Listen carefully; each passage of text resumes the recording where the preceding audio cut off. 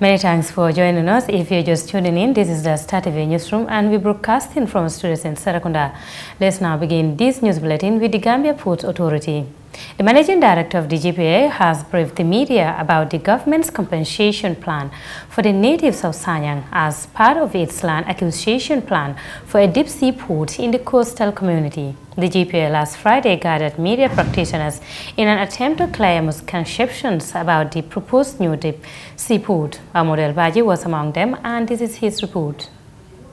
Al Barik, one of the Turkey's largest port investment conglomerates, has embarked on a transformative journey at the port of Banjul following the signing of a concessional agreement with the Gambian government in June of this year. This agreement encompasses the financing, rehabilitation, maintenance and operation of the port of Banjul as well as Basse and Kaur inland ports. A significant component of this initiative is the construction of a new deep sea port at Sanyang, aimed at enhancing trading opportunities for the Gambia. As a result, the natives of Sanyang village are expected to receive some form of compensation, which the GPA boss hinted to be one aspect of their strategies, adding that a consultant has been appointed to assess the area. The compensation and acquisition for the occupants within the scope that is envisaged for the construction of the port facility is one aspect, but then the other aspect is the rest of the area that government intends to acquire. So the thinking is that some of the restrictions that we are faced with in Banjul, there should be adequate provision of enough backup land for future development, because the business is anticipated to grow and you don't want to be caught up and straddled with the need to acquire more land. So government is now approaching the land compensation and acquisition in two phases or in two lots. The immediate, which is what is required for the port, and then the second phase, what will be reserved for future use. So now the way we are going about it is, first and foremost, we have appointed a consultant to do an assessment of the area, not only the occupants, but the whole environmental issues, the risks and mitigating strategies. Even if the need for restoration, this study will identify that, and funds will be provided to make sure that the livelihood and the habitat and the people in Sanyang village itself, they will be impacted positively by this project.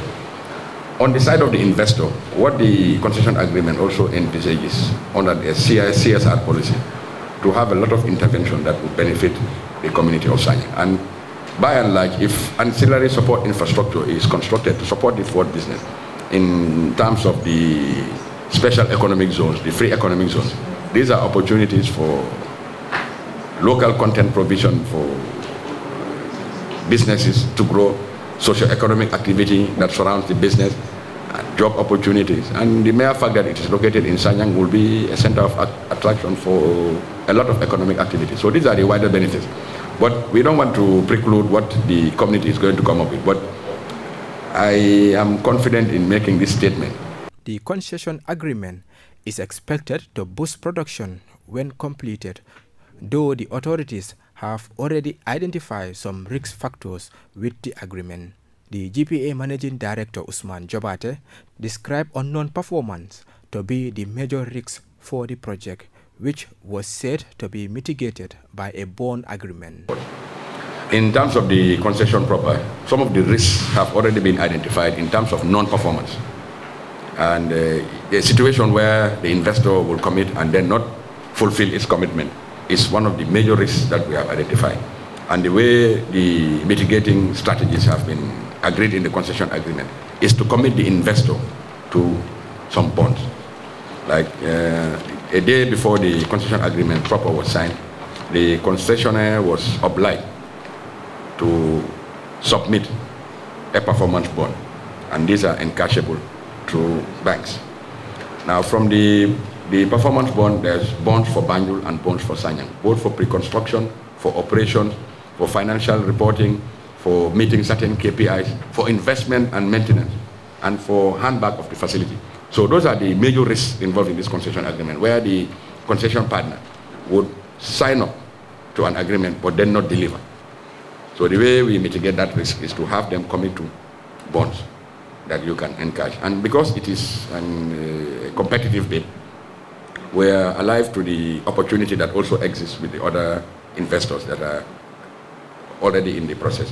Al Barak has proactively begun investment activities that have already made a considerable impact on port operations, demonstrating their commitment to fulfilling their obligations under the concessional agreement. For Star TV, this is Modou L Badjie.